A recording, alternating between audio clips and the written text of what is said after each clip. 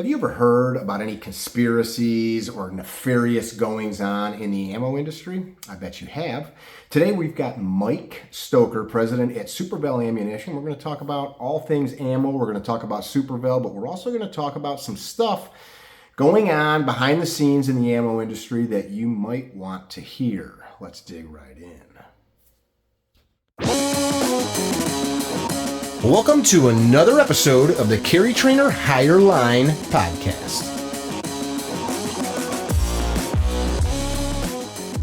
Well, hey everybody, welcome to yet another episode of the Carry Trainer Higher Line podcast. Been trying to do this podcast for probably 2 years, but this guy is so freaking busy because they are taking over an industry selling ammunition. And for those of you guys that have been around a little while, you've probably heard of the company Super Vel. They've been around since 1963, and the current iteration of the company is a handful of years old. I got Mr. Mike Stoker, president and owner and chief toilet washer, according to him, at Super Vel out of Henderson, Nevada. Thank you for coming. Hey, how's it going, Mickey? Thanks for having me. I appreciate it. Yeah, I know you're a busy dude, so I don't want to waste your time or the listener viewers' times with pleasantries. Tell us a little bit about you before we dig into it. I want to share with people today kind of some of the dirty industry secrets of ammunition, maybe talk a little bit about the history of the company, maybe talk a little bit about some of that stuff, but I also want people to know who you are. So you're a competitive shooter, USPSA Grand Master, if memory serves. Yeah. So what's that even mean, by the way? I would say if I went and competed right now, I'm maybe a high master, definitely not a grand master at the moment. But no, I'm Mike Stoker. I'm live in Las Vegas, Henderson, Nevada. First and foremost, father, provider, protector, family first, then business second, as I try to keep it. But I've got 3 kids, 12-year-old all the way down to a now 1-year-old daughter. And just working hard. I've been in the industry, in the ammo industry, and the gun industry, all of my adult life, and I've been into business also all of my adult life. Kind of a serial entrepreneur, owned and built a bunch of companies, and Super Vel's my main baby at the moment, and it'll continue to be that. And a little bit more about me, like free time wise, hobbies and stuff. It's pretty much shooting, competing, spending time with family, off-roading, going up in the mountains where it's not 120 like it is here in Vegas. And I do my best to train, to get involved as much as I can. We do that with the company as well. Compete mainly in like USPSA, PCSL, IPSC style shooting, 3-gun style shooting as much as we can. My involvement in shooting over the past couple of years has kind of dipped off a little bit just due to how busy I've been with business. Now I'm just a little bit more selective where I compete, when I compete, just based on everything going on. So, but yeah, that's a little bit about me. I'm either at Super Vel with my family or on a range, and that's pretty much how I live my life. And your wife works there and your brother works there, right? Yeah, so my wife, Taylor, she's the head of marketing. So if you ever reach out for marketing, that's who you're going to be communicating with. She does all the social media and marketing and branding stuff. And then Tanner, he's the head of our dealer program. So if you're a retail shop dealer or a bulk buyer buying by pallet quantity, you're probably communicating with him. And then he builds all the websites, all the back end stuff for the company. He also does that as well. So stuff. Yeah, he's kind of nerdy. So yeah, we're still very much family based, very tight knit. And how we operate with our staff. Pretty much to work here, it's heavily referral based. Most of our staff are all competition shooters. Most are prior military guys. We all get along and try to have fun and work and make ammo as fun as that can be. So. I ran into Cameron Hopkins years ago when he had just launched the business, and he was walking around SHOT Show handing out yellow boxes. He pulled the box out of his shirt and he assembled the box, and he handed it to me to tell me about what Super Vel was. And I'm like, dude, shut up. Like, I know all about Super Vel. And we started BSing, and I had just read an article. I've told this story numerous times. I had just read an article that Pat Sweeney had written. And Pat, for those of you guys that don't know, Pat's a gun writer, competitive shooter, been around forever in this space. And Pat had done a review of the jacketed hollow point 9 mil.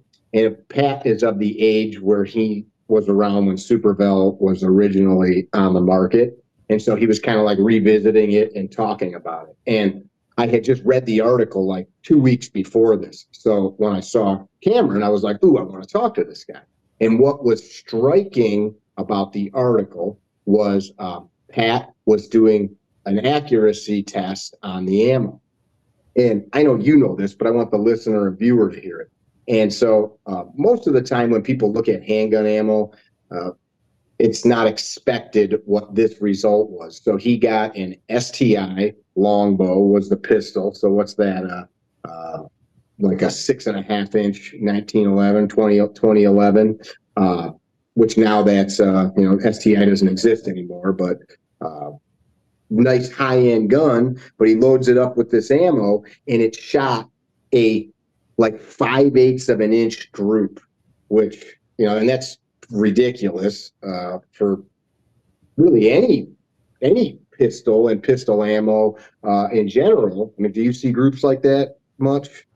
5/8 of an inch not usually from a pistol. There's a lot of variables to that. Serves, I think that might have been, I know it was at least 25 yards, but I know he shot some 50-yard stuff. So I'm like, holy crap, that's crazy. And of course, the gun had something to do with that, but you and I both know you can't do that with any old ammo. So I think he tested in that article 90 grain and 115 grain, but I think it was the 115 grain that did that.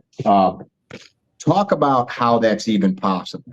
Like what do you guys have to do on the loading end of things to make that kind of accuracy even capable? Yeah. So when it comes to handgun ammunition, to shoot that level of a group, you got obviously the variables of the firearm, the shooter, and all the conditions and stuff. But for us to achieve, the best quality we can to offer the customer, we have to control the controllables. So variables such as the brass, the quality of the brass, all the components, the powder, the primer. They're actually, the manufacturing process of it, one of the final parts before heat treat is they're actually rolled. And it's one of the processes we do is it rolls it to size. And that gives the ultimate sizing and consistency. And that's one of the big things that helps with the accuracy. But the main thing on the loading process is a lot of it comes down to the raw materials and components, the machine operator, and the standards that we want to hold in as we're loading, and the type of components. A lot of manufacturing is done in volume, and we do a lot of volume manufacturing, but we also, on some of anything defensive, we want to pay extra attention to, just because it's potentially going to save someone's life or be used to protect someone. And so that's the whole goal with that, is there's another level of detail down to the inspection of the raw materials and components used to achieve that, and just allowing that level of consistency. But we spend a lot of time testing, myself, and then a lot of our staff we're pro shooters. We compete a lot, and we're a bit obsessive about stuff. So, everything's consistently tested and shot, and we're actually out there using it.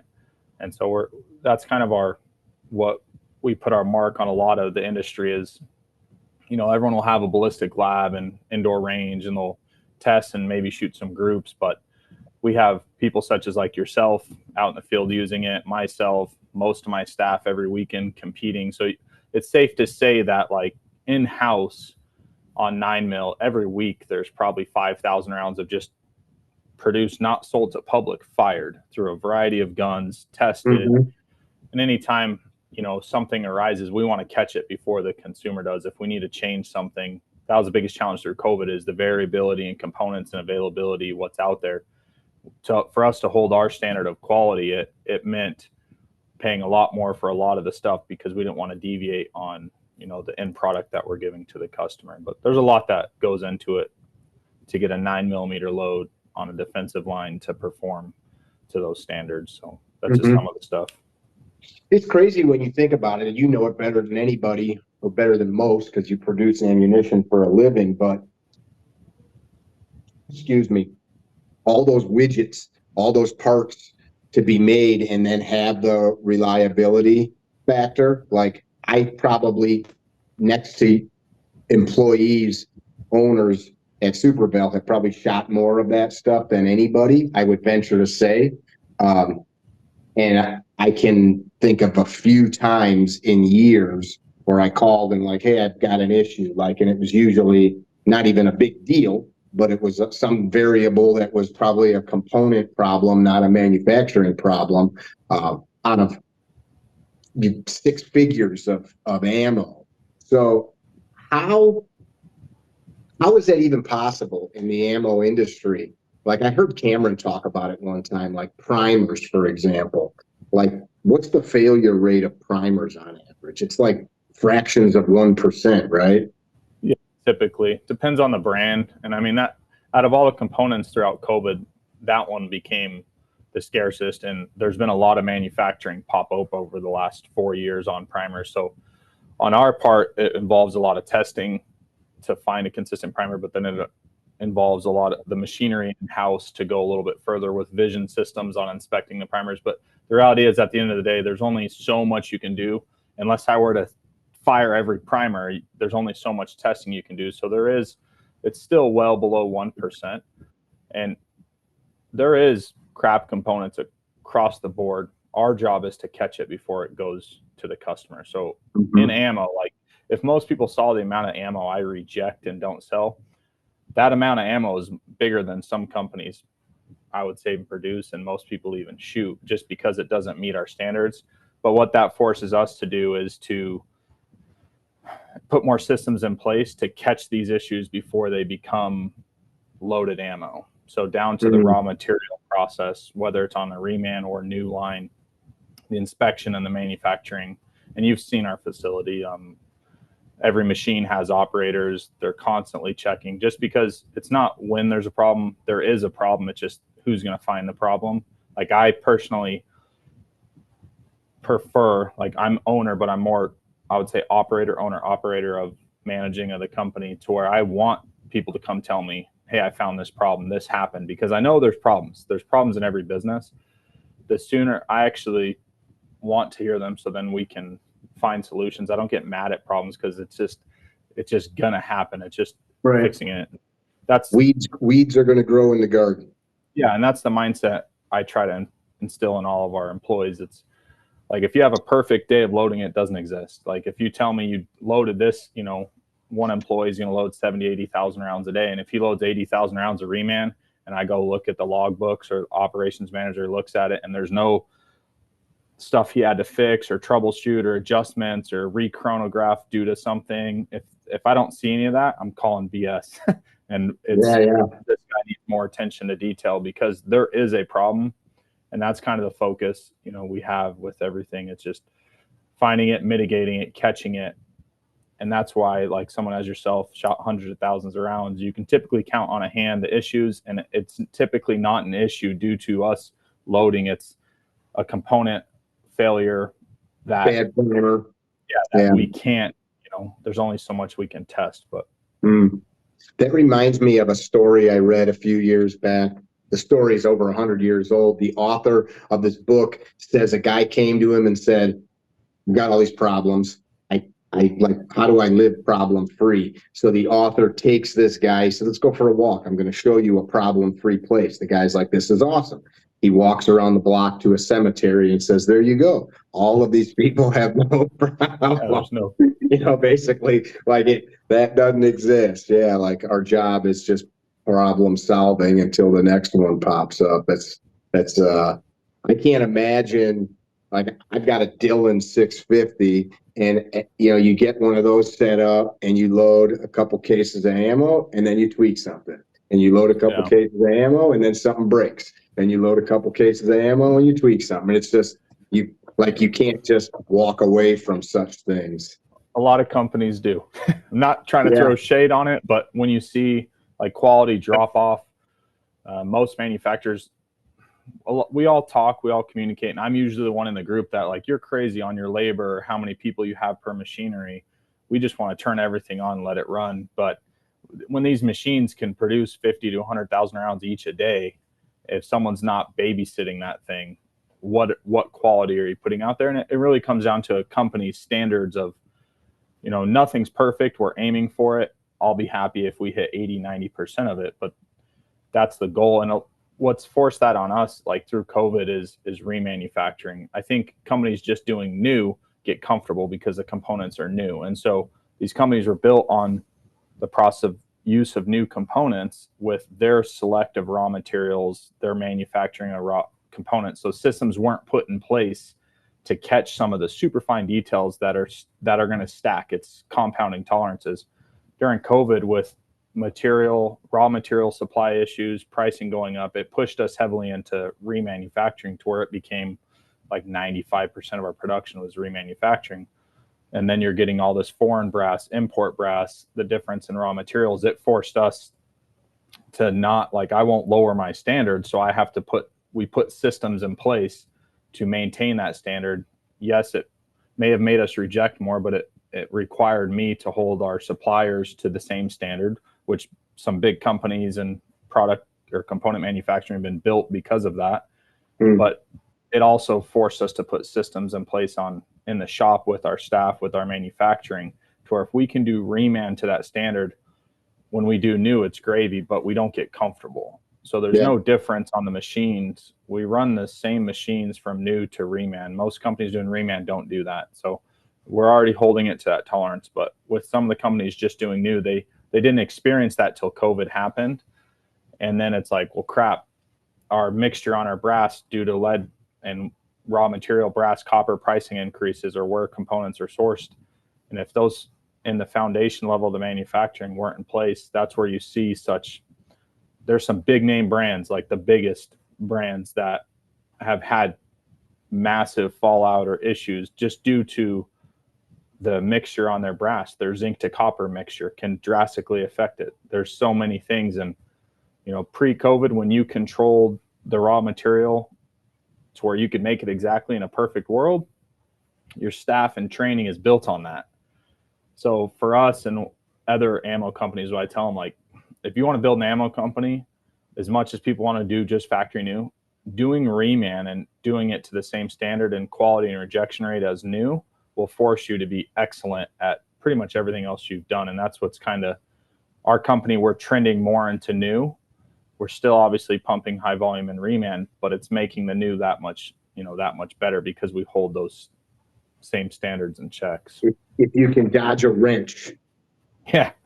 If you can sort this out, the rest of it's gravy. Let's talk about that a little bit. I've shared over the last 5-10 years plenty of different content talking about remanufactured ammo. It's like years ago, I knew instructors or ranges that said no remanufactured ammunition allowed. And you and I know it was a lot of guys sitting at their garage workbench on like a couple stage press loading, and then they'd sell the stuff in a plastic bag at a gun show, 50 or 100 rounds at a crack, and guys would blow their guns up.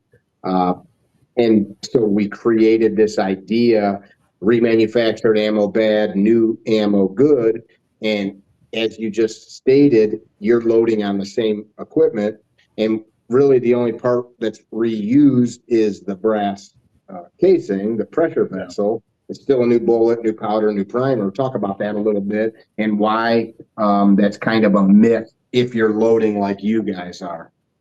Yeah. So I remember in 2012 when Sandy Hook happened, I owned a big gun shop retail store. And that's when a lot of this started, because Sandy Hook, there was a spike on ammo and a lot of companies started reloading. If you're looking on social media, there's no way, unless they're showing it, for you to know if it's a dude in his garage on a Dillon or Mark 7 or if it's a company running a Bliss press that's $2 million. There's really, you're just seeing a finished product. A lot of stuff gets disguised, but the difference is, like what I like to say, it's factory remanufactured, it's factory reloads. It's not home hobby loading. It's not guys in a factory running Dillons or Mark 7s. It's higher end automated machinery.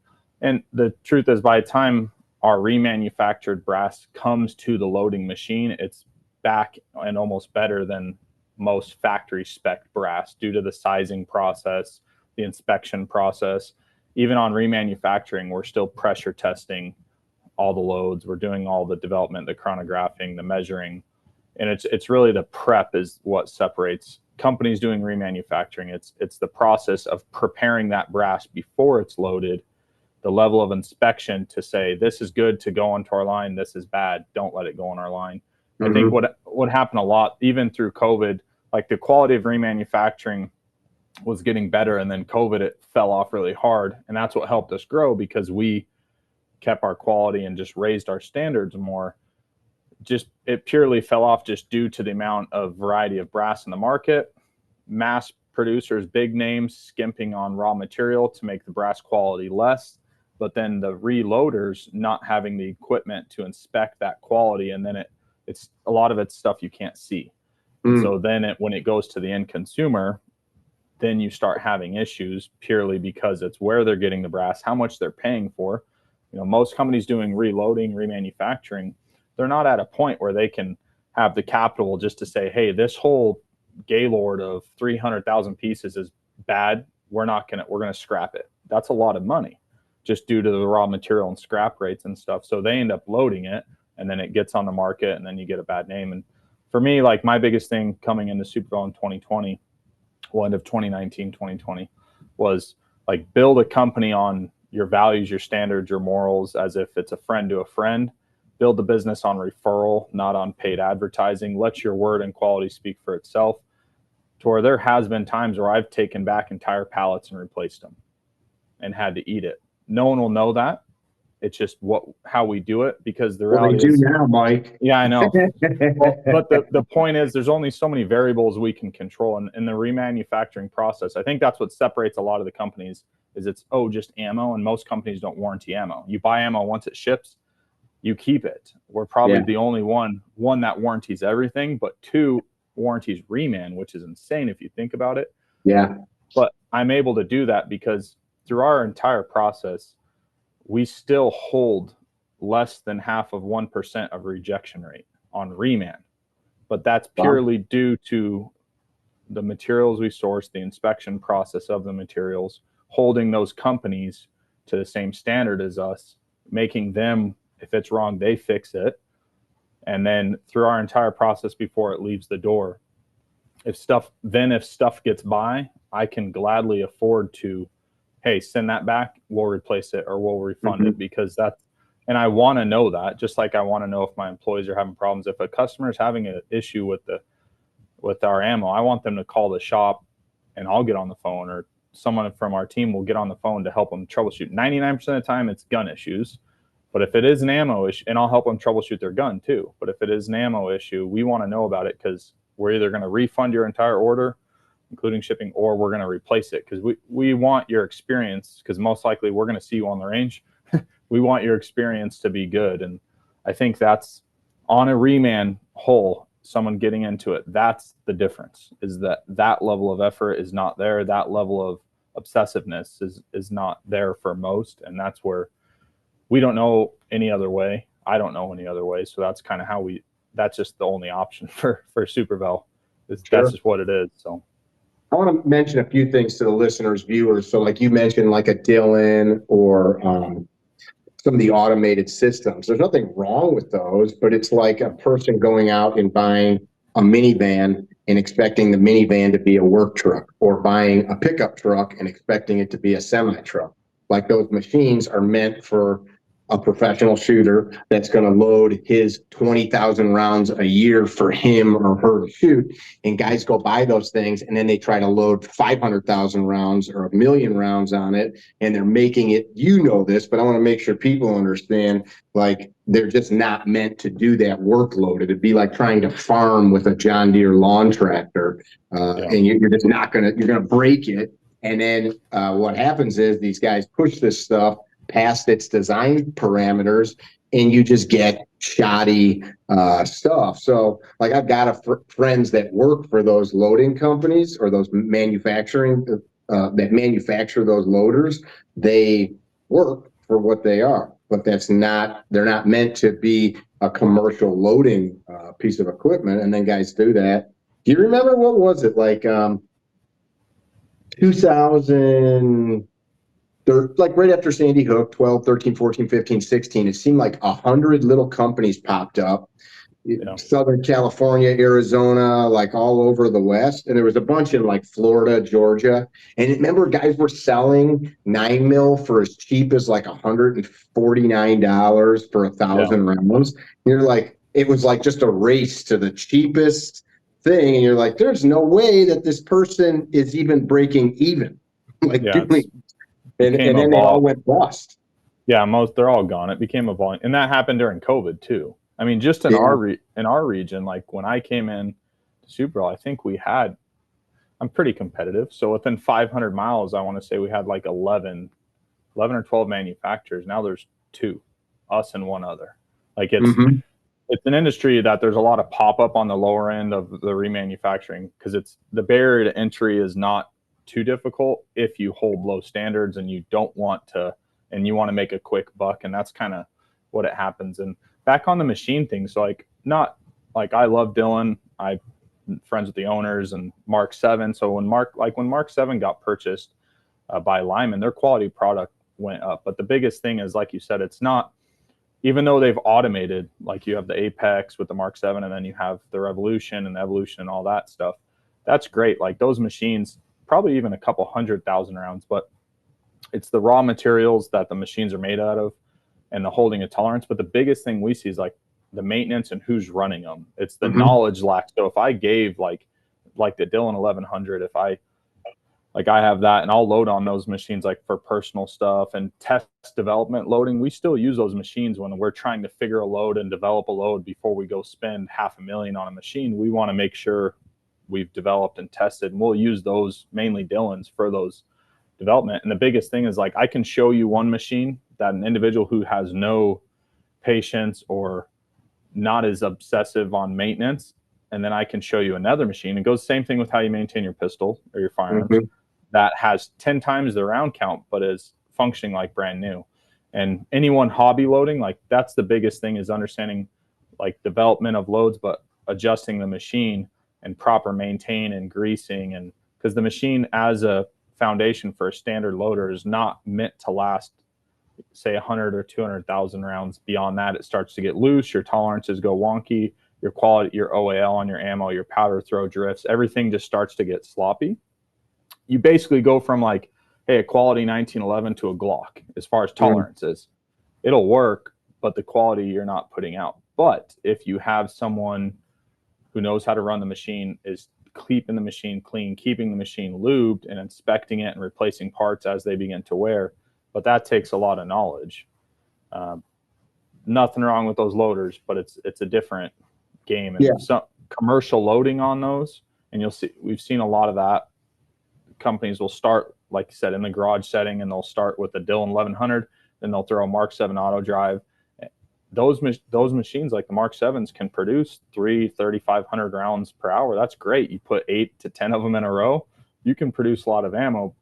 But at what quality and for how long is kind of the point where then it steps into the inline presses, to the plate loaders and things. It's more of a volume game. You can tell a company, I can look at their machinery and say, okay, they can say they do 1 million rounds a month. I'm like, really? For how long? How consistent? Right. And what's the quality? So, but everyone starts somewhere. Home loaders, hand loaders. Like using your home kitchen to cater huge weddings, or a home workshop with Home Depot tools to try to build custom cabinetry at a high volume. It's like you can do it. Harbor Freight and Snap-on. Yeah. Yeah. Although I wouldn't say, and I don't want to keep going back over the same ground, like Dillon or one of those things. It's not like it's crappy like Harbor Freight. It's just not meant for. Yeah, that's true. Yeah, it's just not meant for huge production stuff. Like I've got steel chainsaws that are the $300 homeowner version, and I've got the $1,200 professional. You live in the desert, so you don't need chainsaws, but like they're both good products. One's made for a professional, one's made for Harry the homeowner to trim shrubs. Let's change gears a little bit. So especially in our space, I'm talking to a friend of mine this morning. He's talking about some conspiracy stuff, like just all the crap that we see, there's always conspiracies every time that like ammo prices fluctuate or like, like I have heard, I've got a lot of friends in the ammo business from brass manufacturing to full cartridges like you. So I know things or hear things that other people don't. And people are convinced like uh, BlackRock's controlling the powder supply and Mike is in on price gouging, and then Biden himself is texting him to make sure that AR-15 ammunition can't come to market. Talk a little bit about that stuff. Yeah, I mean, there's a lot of it. There's a conspiracy or conspiracy theory, or I would say are two different things, because a lot of conspiracies do come true, especially in politics. I would say early on, like September last year, I was probably one of the first ones, if you follow our newsletter, talking about like say Vista Outdoors and the acquisition by the Czech company that bought Fiocchi and their plans and what they would do. And I got a lot of let's say competitors in this industry telling me, hey, like, shh, don't be that way. But I'm still for the people by the people. But there are a lot of things that are true. But I would say out of like all the industries that I've owned businesses in, this industry is the most volatile and manipulated by its own very quickly for gain. And so we see a lot of, let's say, ammo companies like false inflating, creating a bubble that potentially isn't there. A lot of it's out of panic. And I think that comes down to the buyer. We have a big sector of our market space that is very sensitive to things. And it's like the boy who cried wolf, and it's becoming that way. And unfortunately, when things really are wrong, they're not getting prepared. But when, like, we had the day of jihad last October, goes crazy. Even the assassination attempt that lasted 2 days, like the spike. And so the society, part of it's becoming numb because we're so used to the crap that's been happening over the last since 2008, I'll say. But then there's the other part on the business side where they're using it to manipulate the end buyer. Now, there are some known things, like when COVID happened and you have supply chain issues, that created a primer issue. Well, that primer issue, what did that make? That made 5 new primer manufacturers in the United States. So there is some good, but that takes time. The issues right now, the biggest talk is on, production, manufacturing of powder. Like, what I can say is I bought rifle powder December 15th. And then I went and bought rifle powder January 10th, and I paid 45% more for the exact same powder. So I can 100% tell you that. So there is no point where 9mm, unless it is so a month later. Yeah. So 45% increase. So basically what happened coming into 2024 is, and you can blame Biden if you want to talk about that, Lake City and Winchester. Lake City, Winchester Manufacturing, we'll say, is one, but it's controlled by the federal government and the Biden administration for making small arms for military usage.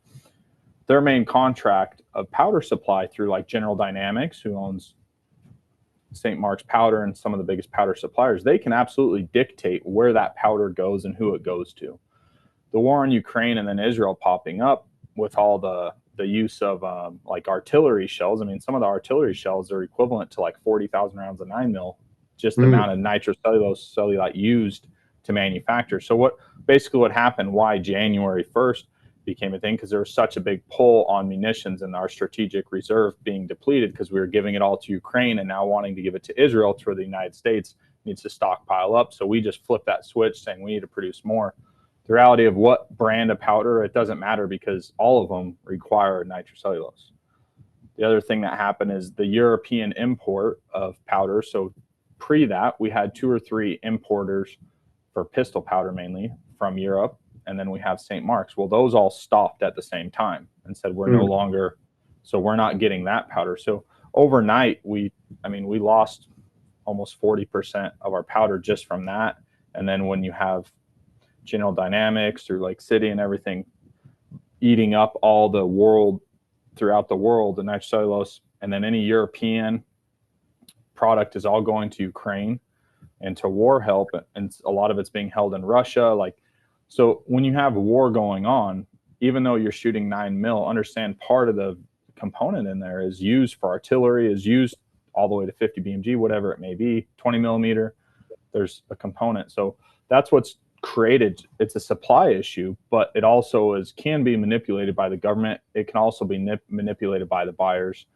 That's why the Vista outdoor sale thing, why I immediately was like, hey, you guys need to pay attention, because they own Federal, Remington, CCI, Spear. They own and control, 70-75% of the consumer production. And if they're owned by a foreign entity and no longer by American, that's a national security issue. And that's what crazy. I came out and said, like, hey, this is more of a national security issue, because what keeps America from Australia and from European countries during COVID is our Second Amendment. And a lot of people don't acknowledge that. The overreach and the camps or whatever, we can go into that if you want to, that kind of stuff is stopped because we have guns and we'll defend ourselves. And so our Second Amendment right is much bigger, but it can be controlled down to a raw material, if you think of it that way, to where, sure. Hey, we it's like gasoline or just like any other. We can't control, like, we can't take their guns away, but we can take their ammo or make it so hard to where the manufacturers can't afford. I mean, since COVID stopped, a bunch of ammo companies popped up and a bunch of them are gone. But over the last 2 summers are always the worst in the ammo industry. They're dropping like flies, ammo companies are right now. And it's sad. And a lot of it is purely due to the powder. A lot of this industry is who you know, how you pay your bills, what debt you hold, and really comes down to the relationships you build. So we're fortunate enough to have done a good job of that, to where but it was a struggle even for us for a while on sourcing powder. But understand, the powder I have that I've purchased since January, I'm paying anywhere from 40 to 50, 60% more for the exact same powder, and they're giving me a lot less. So typically where I'm buying 10,000 pounds at a time, they say, hey, here's 2,000. So as a company, if you're a customer buying ammunition and you're looking at companies, understand this: Winchester, Federal, Remington, CCI, Spear, none of them make their powder. That's the one component. They can make primer brass bullet, but they don't make their powder. General Dynamics controls that, and it's distributed through St. Mark's and stuff. Now, whether BlackRock, who invests and holds stock in General Dynamics, you can look at that because it is there. But they all are victim to the same thing. So pricing, they can push pricing down, domestic manufacturing can, but only so far. 9 mil is not going to be $160 a thousand. There's no way. It shouldn't be. It's too cheap, actually. Yeah. Like, just I know inflation. People hear me say that and they think it's like, well, shut up, idiot. I mean, it is too cheap for what has to go into it. All of that stuff. I just scrapped a bunch of range brass that was in my trailer. And you look at just what the raw scrap cost is of brass. It's like, how can I get a finished boxed? I own a coffee company. The coffee bags that I put the coffee in, if I buy a nice American made bag, it's like 75 cents just for a bag that goes into the garbage. So, go ahead. That's what will manipulate the market, and why the consumer is a bit confused right now is COVID. One of the worst things it did, and what I hated, was so much importing, because the domestic holder, Vista, cut off OEM. They allowed retail, but they cut off OEM. You're not getting brass primer bullet. Go find it elsewhere. So what that's forced a lot of people to do is, hey, we're going to import these primers and this stuff from all these countries. Those other countries, I mean, they can manufacture. They don't have labor. They're not paying their labor rate the same way we are. So when you see like PMC is one that you'll see imported and brought in and sold, they're 5.56. It's great quality at a crazy dirt cheap price. American companies, we can't compete with that. They can manufacture it with their own powder and everything and import it into the United States cheaper than we can make it.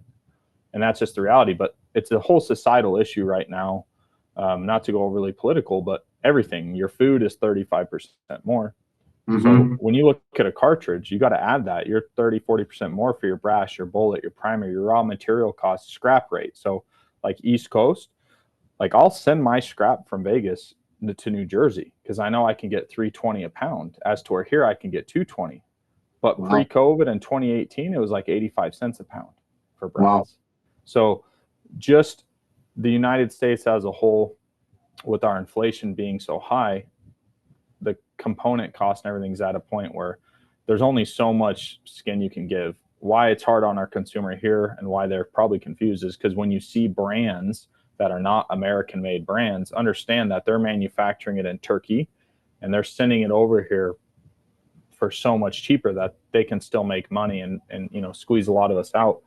But there's a difference in quality, and it comes down to looking at the long game. And that was kind of my push with the Vista thing. And people are like, well, you should, capitalize on your branding and American made. And we do that stuff. But the understanding, like, I would rather be head to head competitive with those brands in the United States than have a foreign entity control them. Because a lot of my friends work for those companies and their jobs are on the line. And now they're making ammo in America that's exported to Ukraine, that's not going to the citizens, when those companies in that conglomerate were mainly for, those are the ones you see on the shelves. Those are the ones for the consumer. And I want them to succeed because, rising tides lift all ships. It's all kind of, it all has to work together. But the foreign stuff is what's kind of manipulating our market currently, where companies are at a race to a bottom because they're trying to compete with foreign import stuff that you just can't do. Like I've had opportunities presented to us from a variety of like countries that manufacture raw materials and components. Like, hey, we can make this projectile. And I look at their numbers and like, how are we able to do this? And they're like, well, Mike, you can bring in a loader and you're going to pay him $4,000 or $5,000 a month. Over here in Turkey, it's $200 a month for labor. Wow. And there's no OSHA, there's no regulation, there's no work restrictions, there's no hour restrictions, there's no benefits, there's no anything. So you bring up a good point. I want to jump in for a sec. You bring up a good point. I put a video up yesterday on the YouTube channel where I was just basically conversating about optics for rifles, kind of like comparing red dots to LPVOs, et cetera. And I wasn't saying buy this product or that. I just compared some. I had some budget like Holosun, SIG dots, and then my aim points and stuff like that. And somebody commented last night. I replied to him. They said, "Hey, what's your thought about like not buying?" He said Chinese dots and like supporting America. And I said, "Hey, I'm all about it, man." And I wrote like a couple paragraphs, like gunfighter gun oil, like the machine that puts the label on these bottles is a machine made in Michigan. I could go on Alibaba and buy a machine for a tenth the cost, made in China or whatever. Well, this also costs more because now I have to put that cost into the end product. And so to that commenter, I was like, I got no problem personally buying like a high-end Vortex scope, but do you want to pay for that where there's a guy that's making 75 grand a year assembling the parts in Wisconsin, or do you want to spend $400 for a guy that's doing it in the Philippines or wherever? And that's the part that I think a lot of people, vote conservative, pro-gun, da-da-da. But wait a minute, I have to pay your staff $4,000 a month to load my ammo. But that same guy, he wants a good wage. That same guy, he wants, to be able to take his wife out for a steak dinner. He wants to be able to put some badass parts on his truck, and he wants to go out and buy cool guns and stuff. So it's like a weird thing in any space. People want to support America, but then they want to go to Walmart and fill a cart full of crap, cheap made stuff. I think I think the consumer is thinking too short-sighted. So like in business, you're in business, we're looking 5-10 years. So the effect in the purchasing habit of a customer right now, not just in ammo and anything in our marketplace, like if you're not supporting American and buying an American, there's a reality of America not being there. If you look over the past 100 years, what was made in America, and then look at our GDP, look at the amount as America as a whole is importing from foods to raw materials to goods. There's a point in this country where almost everything, and we're one of the only nations in the entire world that has enough resources to manufacture everything it needs and could say, screw the rest of the world. That's a reality, from oil to everything. But we have all the resource, but we're taking and using everyone else's and buying from everyone else. But at this point, a consumer, when they're pressed against the wall due to the amount of inflation and the wages and what it costs to purchase, and they're left to, hey, I can spend 30-40% more, buy American, support American, but I don't have the money because of inflation and my rent is up, everything's up. Now I got to go buy foreign. Like, I get that to a point, but there is a big part of the 2A community that from the get-go, they're looking at price short-sighted. They're not looking at the big long game, to where if you support an American manufacturer and you help grow them, they're going to employ and make more of you that are going to vote the same way you are. That's going to help keep our Second Amendment rights. That is going to help the community the way that we want our culture to be. If you continue to, buy overseas and throw money, you're throwing money to these other countries while we're already giving billions of dollars in relief and aid to a lot of these countries. What are you really doing for America? Or even on a tax level, I hate taxes. I do everything to avoid it. But the reality is, like, if I buy a product that's made in China, that's not growing our economy. That's just throwing my money in the trash, is the reality. It's bringing a product in here that's not made in America, that there's something, and I think the pendulum is swinging back this way, and I've seen it with our brands. And this is why, like, we're championing a lot, and you've seen it as you work with us, is we're trying to lean heavily into that. We've always done business this way, but there's a lot of, in American society, it seems like everyone's hot or cold. We're either anti-American, anti-government, we're pro-America, pro-government, or we're pro-America, against the government, for the military. And the 2A community absolutely does that heavily. For us, it's like, let's just focus on making as much as we can of if available, within America. We're going to charge with our margin. We did this through COVID on our pricing, and we didn't gouge. I literally said, here's our operational cost, the amount of money that our company needs to make to operate and grow. Here's the raw material cost. If that goes up, I say it's 30%. That 30% is just tacked on. I didn't do 150% like every other company, because I want to continue to grow, but I want the customer to continue to buy from Americans and not go overseas. With the ammo, I think that's what's happening. A lot of it now is a lot of the foreign import ammo I can't compete with, and I don't want to compete with. But if I'm a gun-toting 2A competition shooter that shoots 10, 15,000 rounds a month, and I say, hey, I'm only going to buy PMC. Super Vel, your costs $20 more, 1,000. I can get it for this. Yeah, you might be better quality, but I'm going to save $20. What really are you doing? You don't big picture of the community influence. We're the ones sponsoring and helping pay for these events to be held. We're the ones helping develop American munitions and tied into, and that's what we're trying to showcase a little bit more. It's buying American is more than just keeping the money in America and growing American small business. By you spending your money, it allows me to further develop new munitions inside the United States, to further develop new defensive style projectiles, to further develop, things that might change our society. And you could say the same thing on tech, on automotive. If, like, the Ford Motor Company, God bless them for not getting a bailout, but if we just keep buying Toyotas, lovely truck, goes forever, lasts forever, but we don't want to purchase American, we're hindering America's development. We're hindering the American workforce. And then the whole United States starts to look like Detroit, Michigan, to a point. But I think it takes a little bit more foresight. And in the 2A community, I will say that it is one that champions American made, but then hypocritically does not look past the dollars to see the effect of what that is having. And it's unfortunate. Dude, there's some crazy stratification. Like, in a given class, I could probably partition the guys out. Like, here's the dudes that, like, carry the thin blue line flag.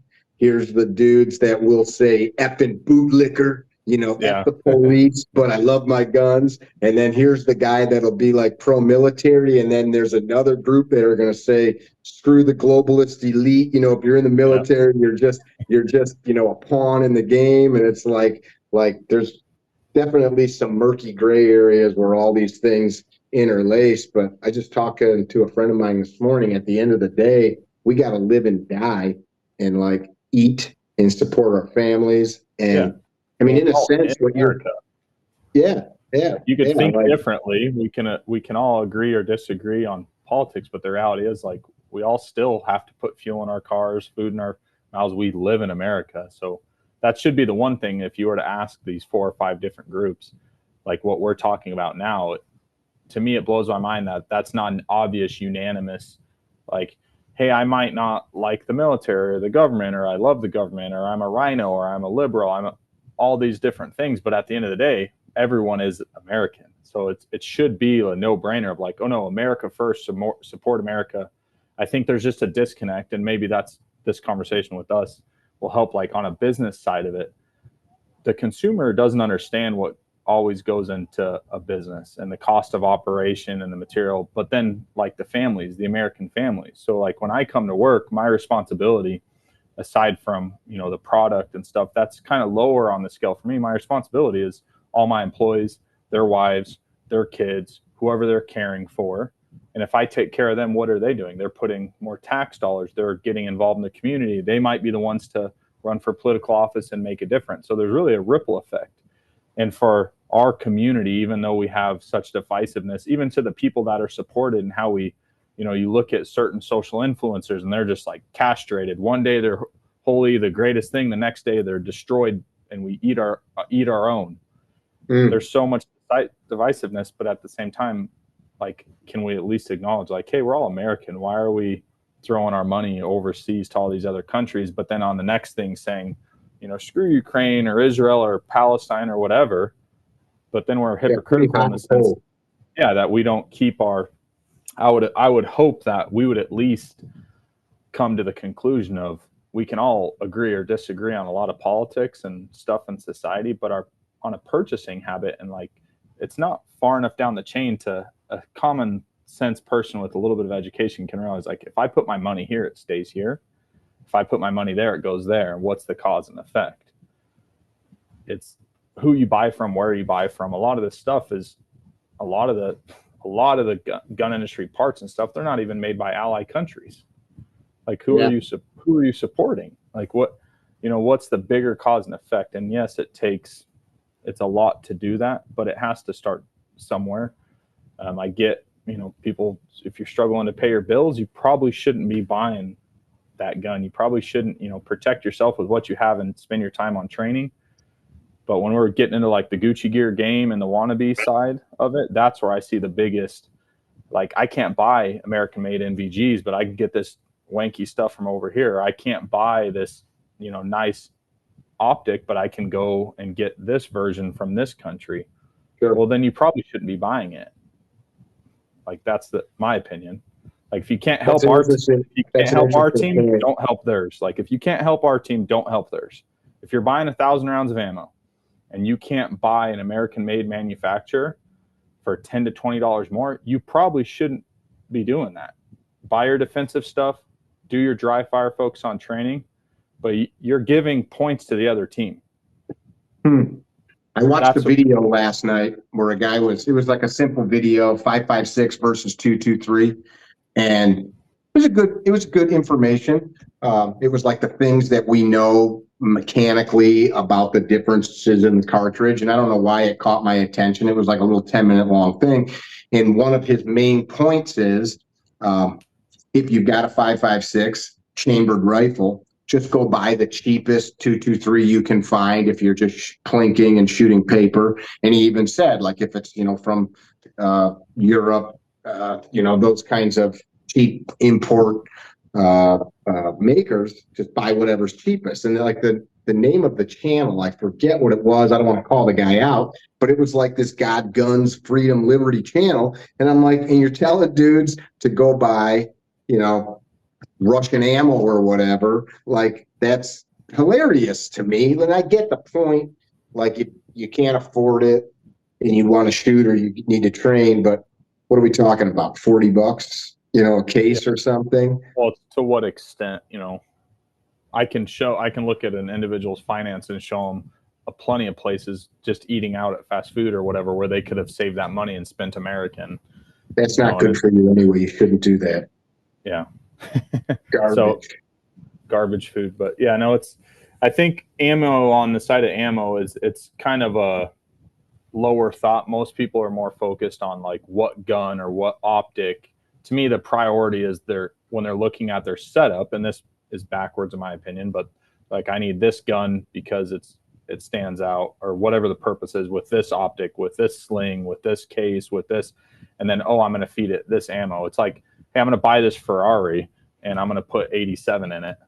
I'm going to buy this, but oh, it'll eat anything.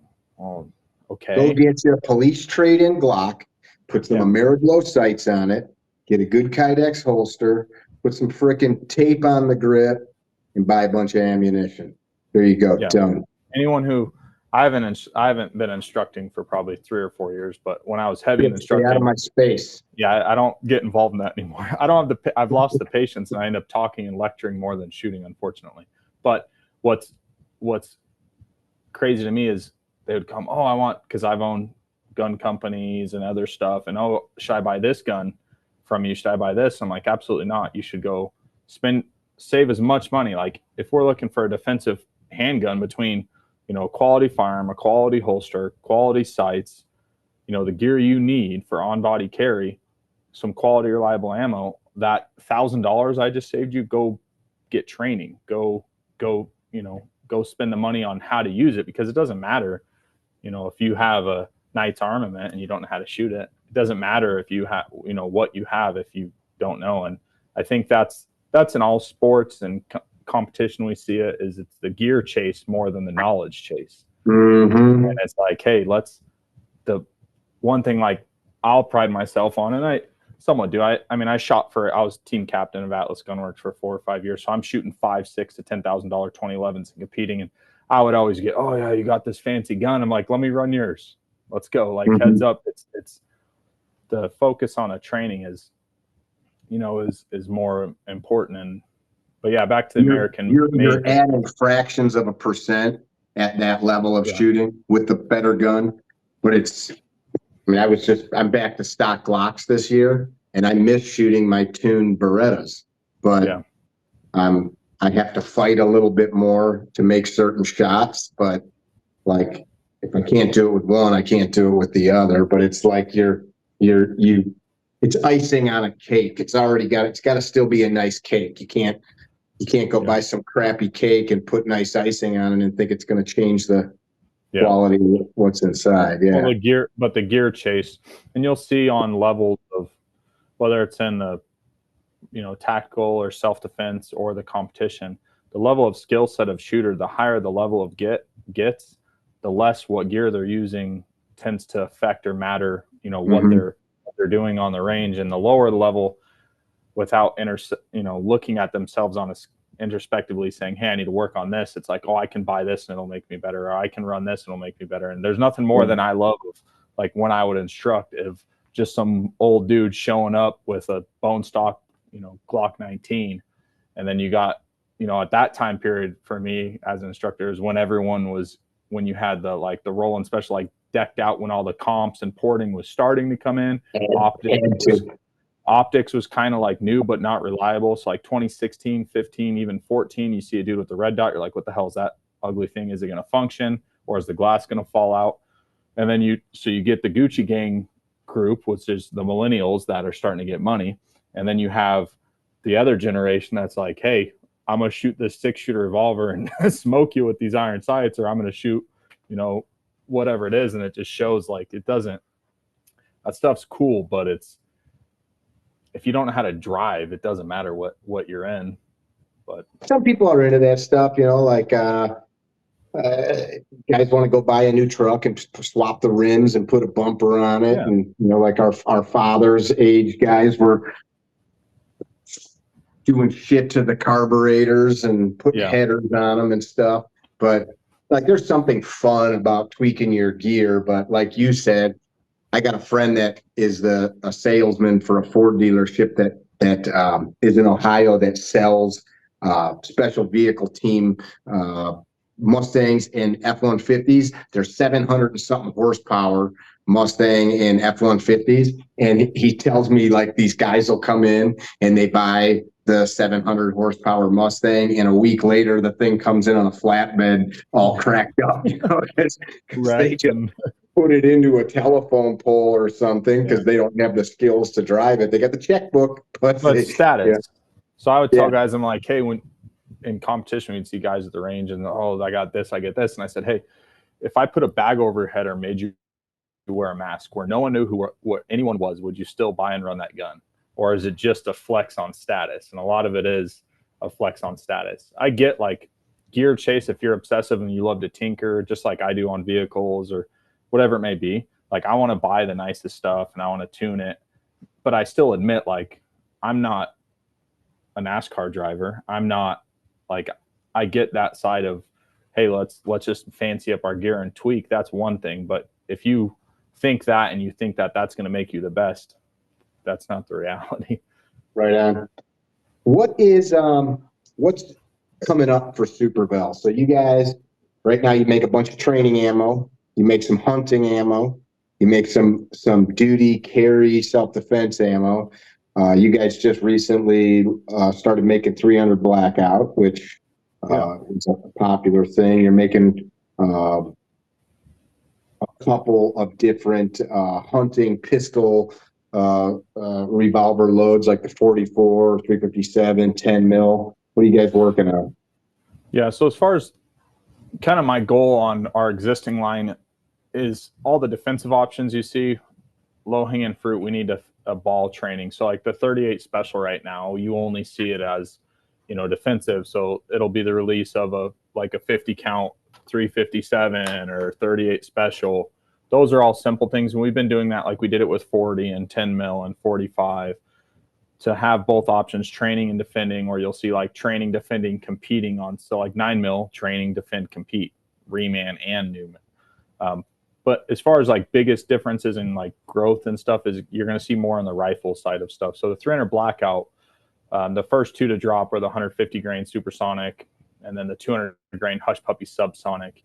The next one is going to be a 200 grain solid copper, and it's going to be a match set of it. So the 200 grain hush puppy suppressor style load, it will be match set to a solid copper variant with the same, velocity, relative velocity, and point of impact. So it's training and defending. As that sub. As the sub, and then there will probably in time. I'm still testing on this. Be a super load. Most of the 300 blackout, I would say like 80% are buying that market is buying suppressor stuff more than the supersonic. The only time we see supersonic is like if people are going to hunt with them. But we're developing a projectile that you can hunt with a 200 grain going 1050 and get more than adequate penetration and over double caliber, like triple caliber expansion. So that one we're working on. Hopefully by fall we'll have that launched. The most immediate one, and it may be before this podcast airs, is the 77 grain, and that's the one I'm waiting for, baby. It's an open tip match, so it'll be 77 grain OTM bullet. It's purely intended for long range. We have a lot of competition shooters that shoot 2-gun and 3-gun that have been asking for it, and that's kind of the intro to it. I've been asking for it for 5 years. Some other monkeys that are out there competing ask, and now all of a sudden you're making it. I'm just kidding. That's gonna be sweet. That one's already done. This week. It'll be dropped here in the next couple of days. You'll have yours heading out today.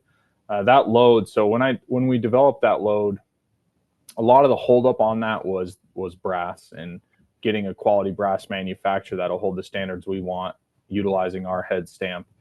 And we should have had it back in January. I mean, we purchased and ordered it last September, and it's taken till it showed up 2 weeks ago, August, the first week of August.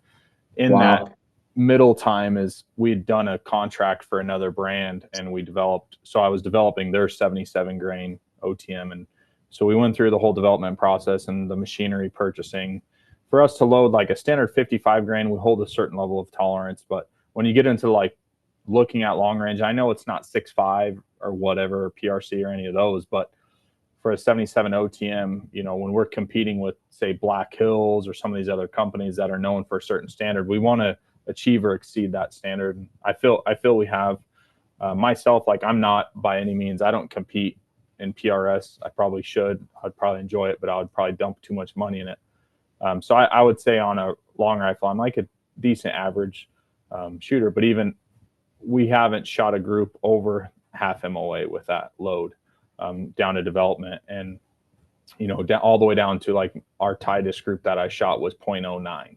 which is insane. And I think it might be luck, but we're hoping to drop some content, and that'll be out there. The 77 will be in a 50 count.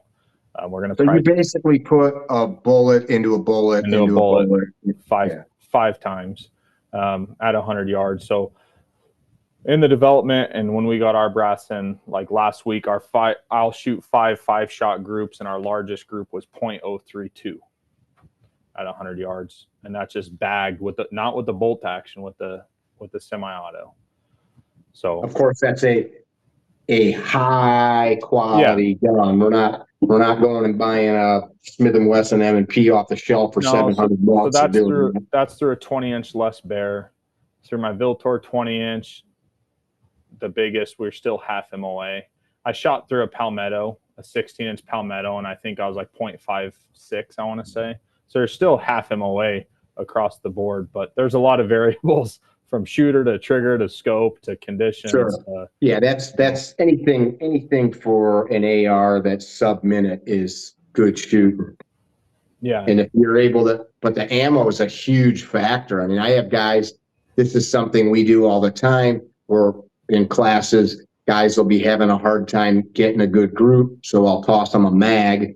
Of course, they're going to have a zero shift with my ammo versus whatever they zeroed, but I'll just say, aim at the same spot. Let's do it again. And usually most of them will see a much better group running the Super Vel just because of the consistency versus whatever swag ammo they bought or brought, which is cool.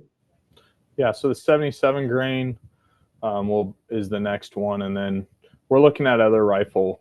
Beyond that, like, we really want to get into larger rifle stuff. So 6.5, 308, those are probably going to be the next two. It's just the manufacturing process for me. I mean, I could just throw it on a machine, but to hold the quality that cartridge deserves, but that the consumer expects, is a bit different on the the loading process for us. And that's a lot of the testing right now. Is the machinery I have, a lot of it comes down to like throwing the powder, on the process of priming and the bullet. It's really the consistency and powder that's going to make the difference when you get into 6.5 and such above that, and all the PRC loads.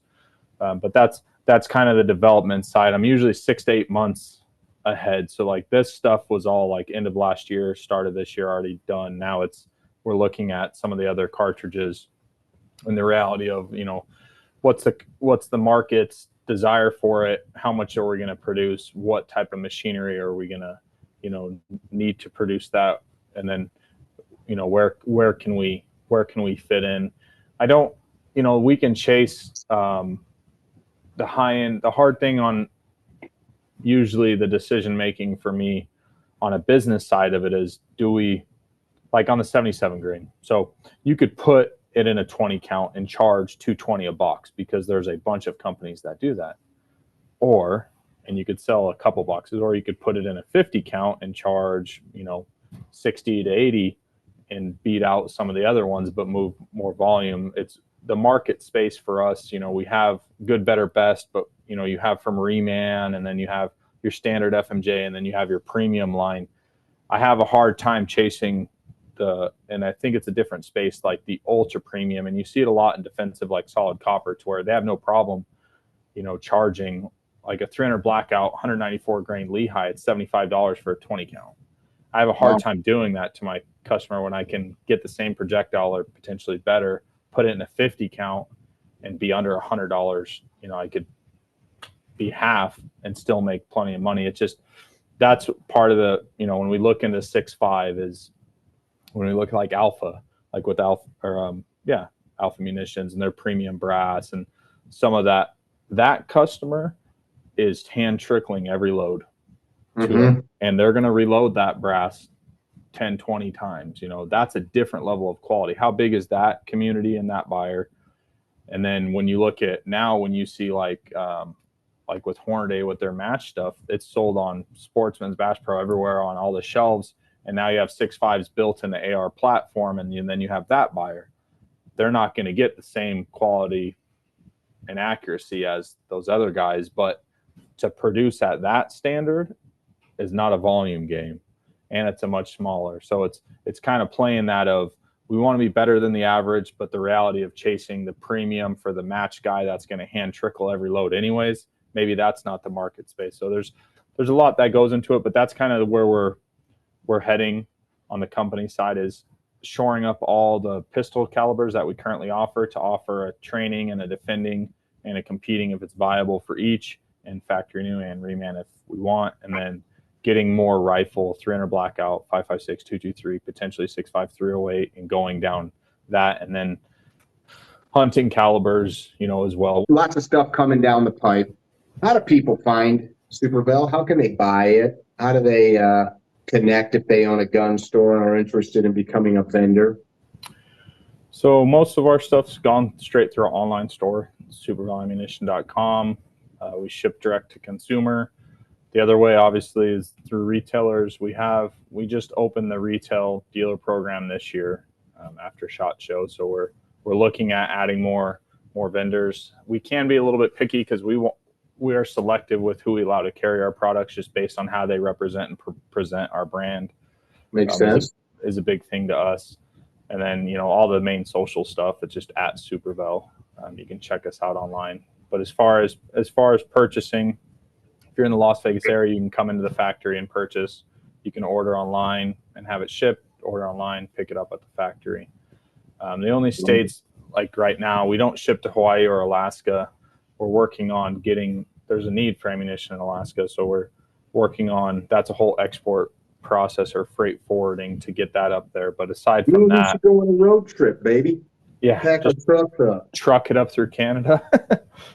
We do a lot, like if you're in Illinois or New Jersey, Connecticut, New York, California, we ship to all the forbidden states. I mean, there's obviously some hoops, whether it's FOID or, whatever FFL requirements, background. Mm-hmm. We work with communist states as well. So, yeah, you can purchase from our website, and we'll jump through or go through any hoops to get the ammunition to you. But yeah, and then we have bulk buying too. So I think that's a separator too, is we allow our customer on our online store, like say on 9, you can buy up to 15,000 rounds. And then if you want to go above that, pallet pricing starts at 25,000 rounds all the way up to 1 million. And there's tiered discounts all the way up. So we get a lot of competition guys or instructors or training or group buy and they would just reach out to dealers at supervelammunition.com, and from there they can get the price list and buy anywhere from $25K, which justifies a pallet rate, so they're going to save on shipping, and go from there. And that's a big part of our business is I didn't want to lower the volume on the consumer side when stuff kind of slowed after COVID, and we wanted to keep our capacity and production up, and we wanted to be able to service the same people. And we realized there was a big gap. And at that time, a lot of the big ammo brands were still not allowing shops and people to be able to buy pallet quantities. So we quickly jumped in, and that's been a big deal for us, is it's allowed us to keep our production up, whether we're doing 200,000 to 300,000 rounds a day on 9 mil, to still be able to fill and get it out there. So that's a big one, especially in instructing and any coaching type services. Or we see like guys they'll be taking a class, and you'll get 10 of them to come together, and they'll all pitch in and they'll buy a pallet, and you're going to save, that's when you get your 9 mil down under 200, well under $200, down to 190 or whatever it may be per thousand. And the savings kick in is on the volume buying. So we try to keep as many options as possible. I like it. I appreciate you taking the time, sharing. I know sometimes it's probably daunting answering the same questions, talking about the same stuff, but most people don't get to hear this side of, especially in our space, a business that without you guys doing this stuff, we wouldn't be able to do anything. We just have a bunch of metal objects sitting on the wall, so we need the ammunition. I'll ask people from time to time when we do these podcasts, if you never meet the people that are listening, if they never cross your path, you never have any interaction with them again in your life, what would you leave them with? That's a tough one. I'll say we'll probably stay on the topic of American right now. My biggest thing as an individual, aside from a business owner, is it's much bigger than ammo, and you'll see our slogan more than ammo. So if it's me as Mike Stoker, if I'm involved in a company, it's the purpose is more than the money or what we're selling. It's a societal change and a cultural shift. So a lot of my focus as an individual is leaning into that. And the expectation from me or what I touch or what I do is as close to excellence as we can become. And if it's not, I want to know about it and hear about it so we can always make it right.